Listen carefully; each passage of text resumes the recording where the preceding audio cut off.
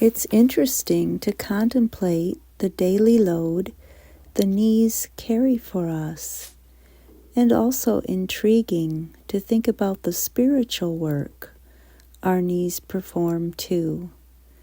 Welcome to the MindTalk Podcast, where we delve into the roots of dis-ease growing deep in the subconscious mind.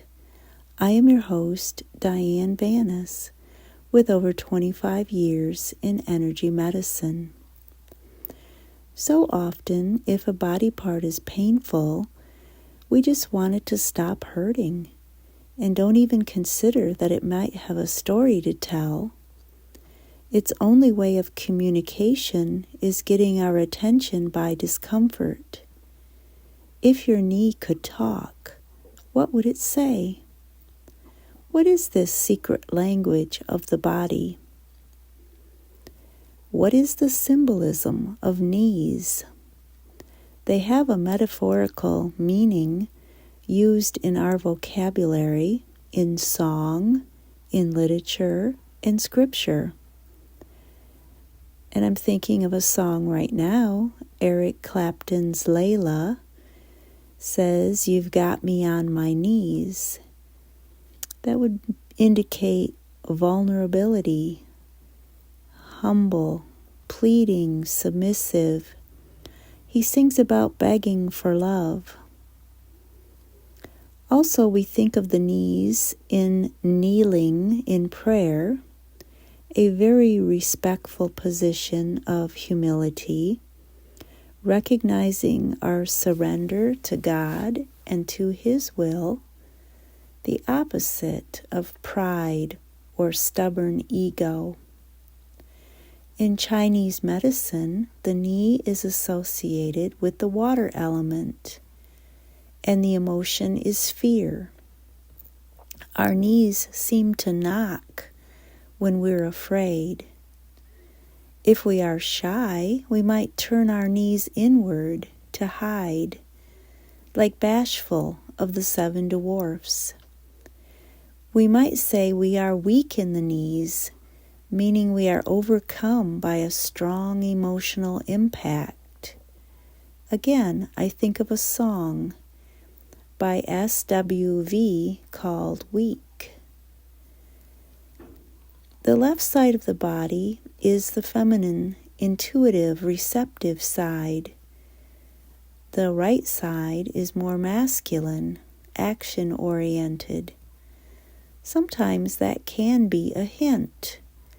Is there an issue with someone in our life, male or female? Or is it a need to be more in tune with that side of our body and its expression? The body expresses what the mind suppresses.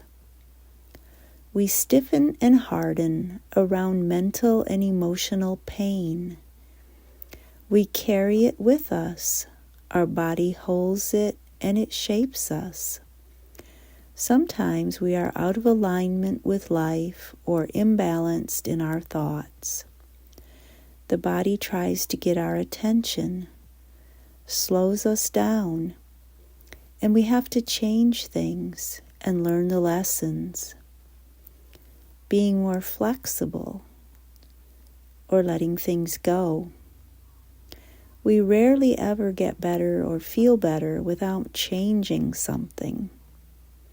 Softening our inner dialogue with compassion instead of rigidness, resistance, or trying to control. And interestingly, that is what the knees represent. The willingness to bend, yield, change, obey, submit, forgive, go with the flow, and surrender our pride, ego, stubbornness, etc. The knee is the highway joint between the hip, which represents the past, and the ankle or foot, which represents the future, moving forward in life. Knees can stiffen when we are stuck, not willing to change or budge or move forward in life. We also put a lot of weight on our knees. Sometimes we are carrying more than our load of responsibility and need to say no more often. What have you noticed? Has anything resonated with you? I really like the Healing Questions Guide by Wendi Jensen. Relevant questions to ask the mind to activate healing in the body. If we look under knee problems, we see 9 questions.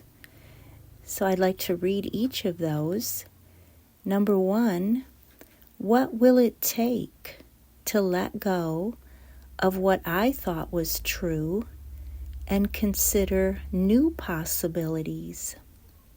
Number 2, what is the best way to detach from my social and family connections, positions, and perceptions that are no longer serving my highest and greatest good?